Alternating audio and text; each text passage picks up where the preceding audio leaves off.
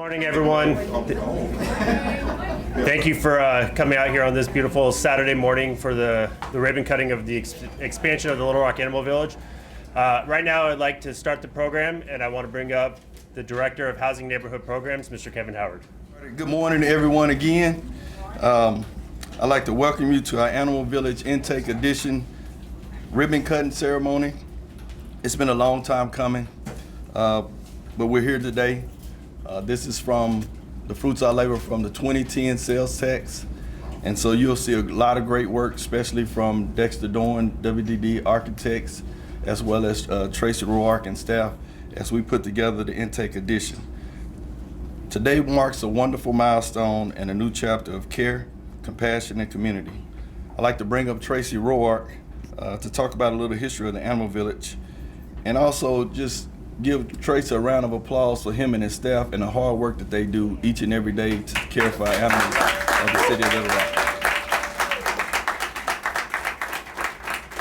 We're currently 2 employees short of being at capacity of staffing here at the Animal Village, and we've never had this done before since I've been at the city of Little Rock, as well as Tracy, and since we opened up the animal shelter and the village here. So give Tracy a round of applause again.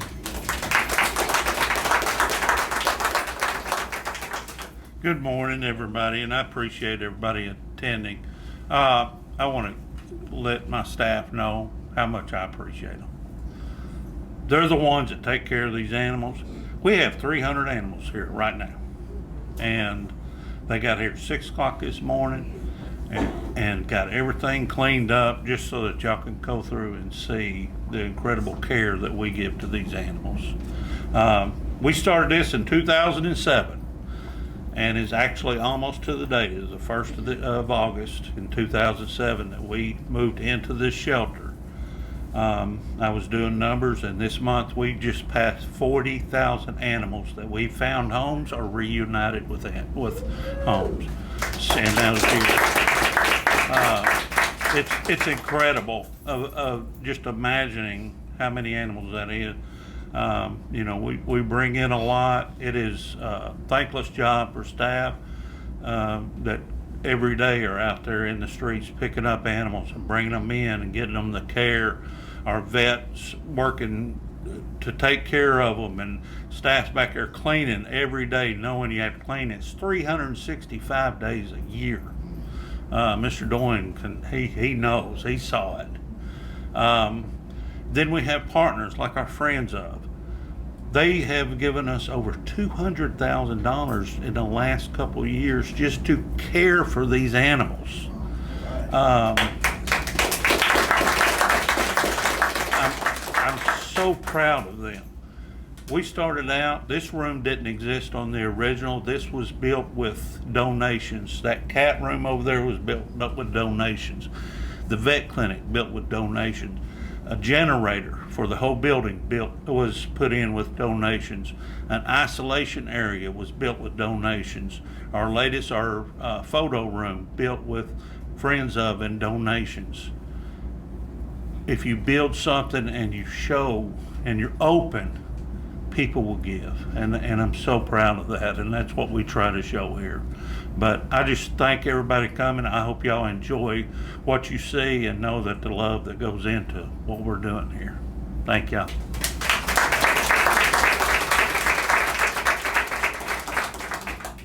Next, I'd like to bring up Dexter Dorn to talk about the construction details and things that he saw. Thank you. Good morning. Good morning. Good morning. Good morning. All right, that's better, because this is a wonderful day to have this ribbon cutting for this event. I'm Dexter Dorn. I'm president of Director and Construction Company. We were the general contractors for the new work that you'll see here at the Animal Village. And first of all, I want to thank the mayor, the board of directors who entrusted us with this project. I want to thank Tracy, Simone, Bernard, and especially the staff that works here. Just like Tracy said, I've firsthand seen these people come here at the break of day and stay here to the dark of night, including Tracy, to take care of these animals. And it is a 365-day job, and the dedication and love that this staff have for these animals has elevated my appreciation for them to a higher level. I also want to especially thank Joan Adcock for the rescue dogs that I have at my house right now. She makes sure that my kennels stay full. I want to thank my staff that's here. I see my project manager, Tanya O'Donoghue. Raise your hand. Tiffany. I don't see Mason, but it wasn't me. It was my staff and team that helped make this project happen. And I tell you, Tracy, whatever your staff is being paid is not enough, and it shows in there. Hint, hint, hint. But it shows in their dedication, and I got to see what goes on behind the scenes, and it was a very challenging project because we had to keep the building operational during this construction. But I tell you what, man, the staff, they just worked with us so well when we needed animals moved or relocated or kennels cleaned out. They were there on the spot to help us with a good attitude, and I certainly appreciate it. Thank you again, Mayor. Thank you again, Board of Directors, and especially thank you, Tracy, for putting up with us for these last few months, and to you too, Kevin, for entrusting us with this job. Thank you very much. Next, we'll bring up Mayor Frank Scott, and he'll talk about the importance of the Animal Village, and also he'll introduce our esteemed guests, as we have the Board of Directors here too as well. Come on.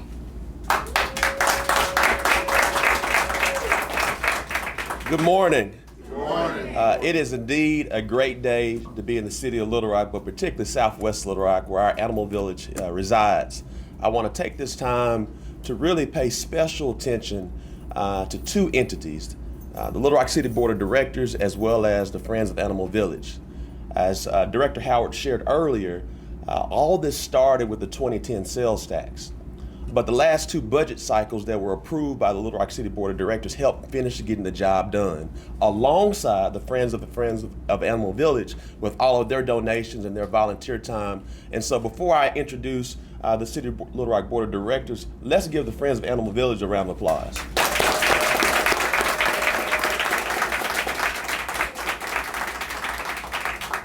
We share our appreciation to them is because they're doing this because not only do they love animals, they love their city.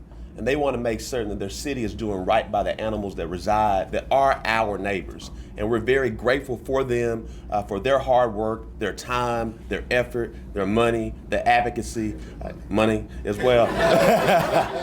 So we share that appreciation to them. Before we really get into the nuts and bolts of the City of Little Rock Boards of Directors, you can't be from Little Rock and not understand who is the animal czar in the City of Little Rock. The animal czar is really the animal queen, that's City of Little Rock Director Joan Adcock.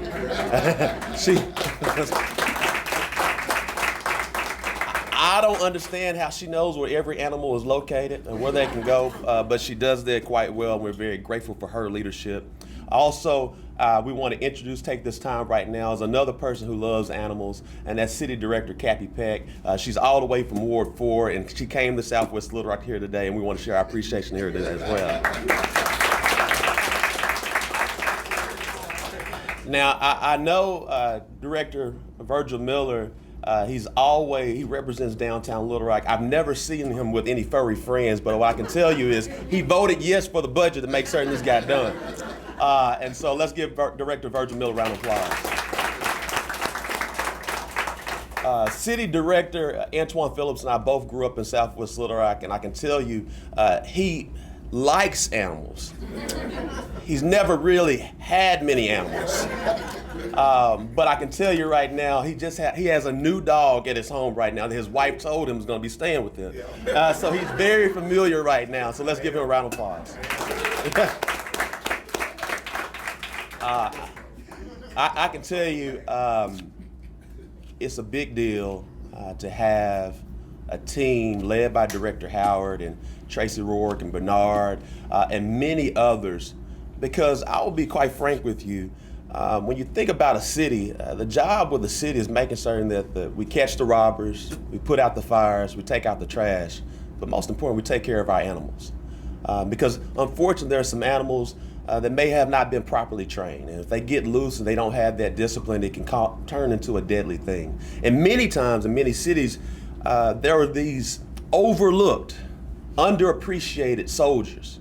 And that's our members of Little Rock Animal Village, because many times they get overlooked. People don't understand how they play a role in overall city government. So to the employees, the team members, we say thank you and appreciate you. Let's give them a round of applause.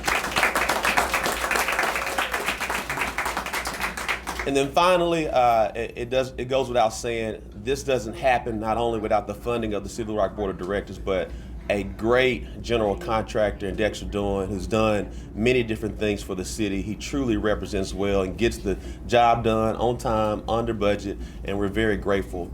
But again, there's more work to do. As I shared, this didn't happen as far as the beginning without the 2010 sales tax.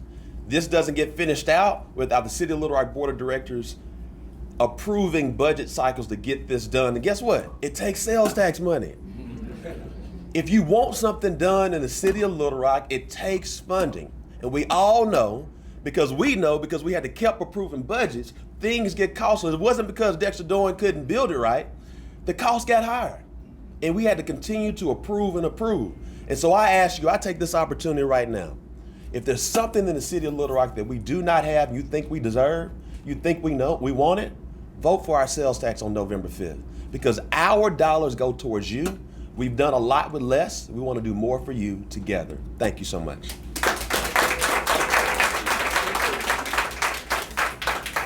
All right, as the mayor stated, I want to bring up the person who's really advocated for the Animal Village so much. And if you know Director Eckhart, she's here almost every Saturday, or at least 2 or 3 times a week, maybe every day of the week, and Tracy probably could attest to that. But she's here, so we're going to bring up Director Eckhart. Good morning.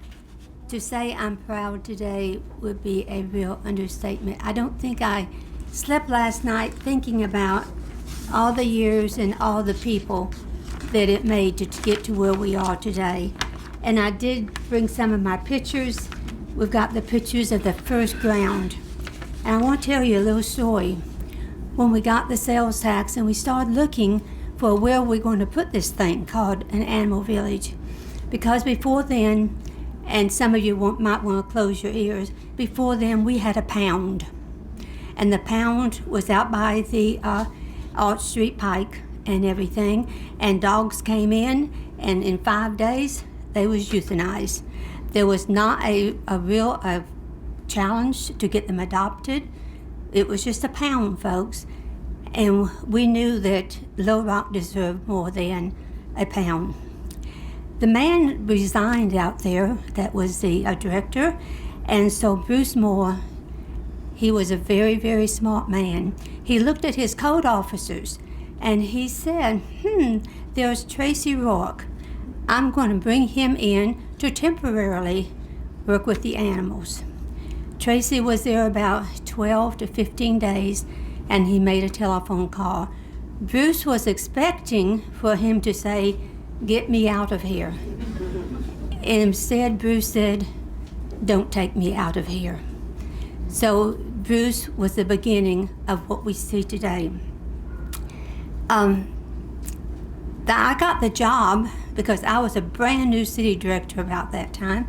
I got the job of looking around and finding a location. I knew most of the neighborhoods. I went to the neighborhoods and they said, "No, we do not want it in our neighborhoods."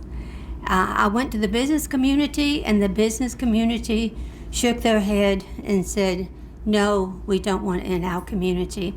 I was driving down University. This land here used to be one of the biggest dumps in the city of Little Rock. Everybody brought everything and dumped it on this property. I called Tracy and I said, "Tracy, how about that property? Find out who owns it." And he called me back and he said, the city of Little Rock owns it. It's 40 acres. That is the founding of the Little Rock Animal Village. We started from that day. And today you see something that I am so very proud of. It has been a labor of love for so many people that are not with us today, but are lots of people that have spent years making this what it is. And of course, always the leader, Tracy Roy. Tracy's always here from daylight to dark with the animals. And as all of you that have been here, and lots of you are volunteers, friends are here and everything, you know what everyone gives to this location. We hear so much about dogs running loose in the city and everything, and there's no one that has more of a heart than for those dogs running loose than Tracy and the staff here. They bring dogs in muddy and nasty and angry. They wash them and they love them. Every animal that has the opportunity to come to the village knows one thing, and that is love, because this is where they find, in lots of cases, the first love they've ever had. We've had this at the Animal Village for a long time, and I just want to tell you a fact. An unspayed female cat, her mate, and all of their siblings, with 2 litters per year and 2.8 surviving, kittens and dogs for years, the cats, the animals in 7 years is 370,000. Folks, if you want to know the answer, this is the answer. It's called spay and neutering. And we have got to go into our mobile home parks, our apartment complexes, into our neighborhoods, and we have got to preach this to people. You have got to get these animals spayed and neutered. I received a telephone call about a week ago, and it was from a dear friend that was in the pictures of beginning the Animal Village, and she lives in Benton, and she heard a person say, well, I called the city of Little Rock and offered them to spay and neuter 40 dogs and 30 cats, and they said no. And so Kay said, she told the woman, call Joan Adcock, Tracy Rock, they won't say no. This person did not call anyone connected with the Animal Village or anyone connected with the city of Little Rock. She just saw somebody from a neighborhood and they said no, they called. Today we are planning on the 19th and 20th of September to spay and neuter 40 dogs and 30 cats at no cost to the city. There is an organization that travels that does spay and neutering. There's only one qualification. It has to be the pet of a homeless person. That is the heart of this organization. And when I thought of that, I didn't think we had that many homeless dogs and cats in homeless camps. But I've found out since then that we do. So we would be doing that, because one thing that happens when these people who love their pets, they have a litter, they drop them off in some of our neighborhoods thinking that we're going to take them and love them and take care of them. And they become one of these animals running our neighborhoods. So this is just one thing that we're doing here at the village to help control the overpopulation.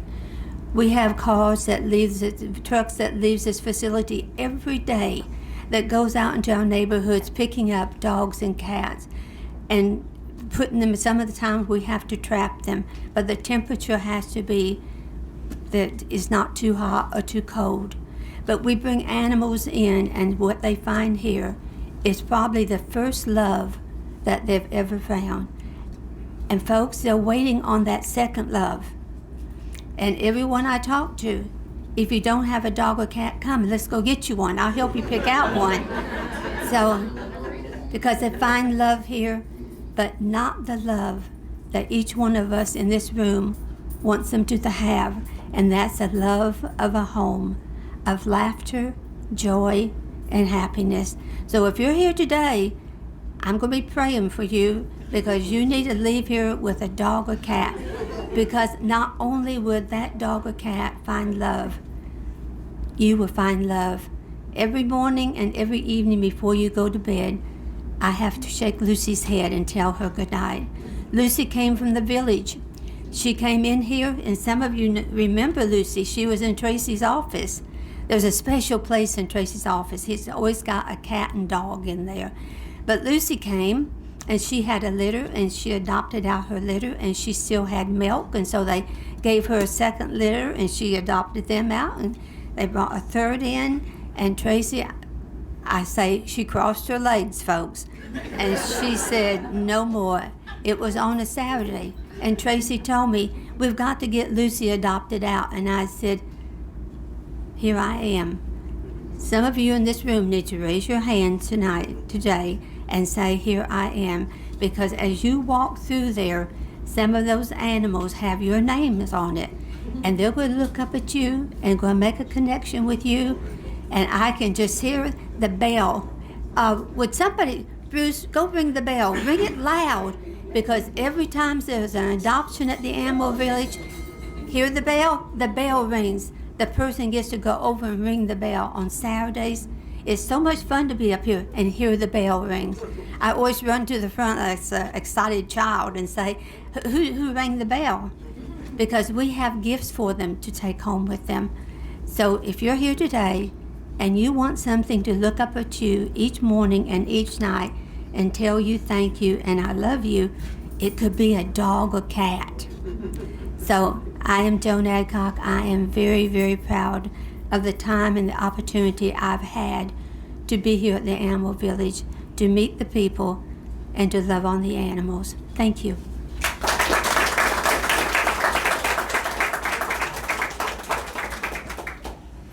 Thank you again, Director Adcock. I know we talk about Tracy and Bernard, but it's two women here that have supervisor positions that I want to recognize too as well. Latoya, raise your hand, Latoya. Latoya is our animal services officer supervisor. She's out in the field. She handles the field operations. And then we have Simone over here who handles the shelter operations. So I definitely want to recognize them as well as the other staff. One of the things that you'll see that's a part of the funding that came to do this addition is we replaced the actual kennels all throughout the shelter, and that was a lot of money. We had to sit down and put our heads together and really to come up with how can we get these replaced, and the dogs moved at a certain period of time. As you remember, the COVID hit us, so we had a large influx of animals that we picked up during that time period, and that's one of the reasons why we have so many animals that are running loose, as the Director Adcock talked about the animals and how they've repopulated throughout the city. But if you would have came in here and saw how bad they had torn up the kennels, because the way we had the walls in the original time that we had the animal village built, we repurposed it, and you'll see behind those kennels we have put special equipment back there and materials to take care of the animals damaging those kennels. Those kennels cost us a lot of money. $150,000. Yes, and it took us a long time to get them. Definitely want to appreciate Dexter as he put up the funding for that. Due to the government structure, he put up the money for us to get that on the front end. So we had to reimburse him for that. So definitely appreciate him. And then you'll see the over 1,500 square feet of addition that we had so we can bring in those animals. We'll do the walkthrough here as we walk through the village, as you'll see the addition as well as the other things. But definitely like to thank everyone coming up. Mel, you want to close us out? Thank you again. Let's do the tour. 1, 2, 3. All right.